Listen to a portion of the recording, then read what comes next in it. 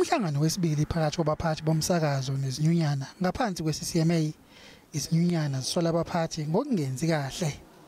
We have given them up until tomorrow that we are going to directly to Labour Court. Remember, we've said that when the process started, they withdraw all these so-called new structures, but they reinvented another process. So we are telling them to withdraw that again. And if they do not do that, obviously, we are going to hide with the Labour Court. Abaphathi baziphikile lezo zinsolo.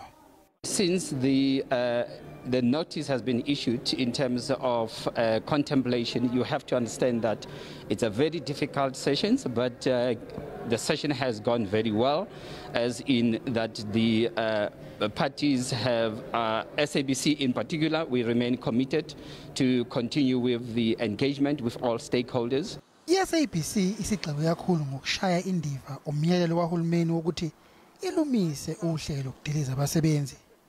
Abaphathi bathi amalunga ebhodi okumele aphendule ngalokho. Mbongeni Muthwa, SABC eGoli.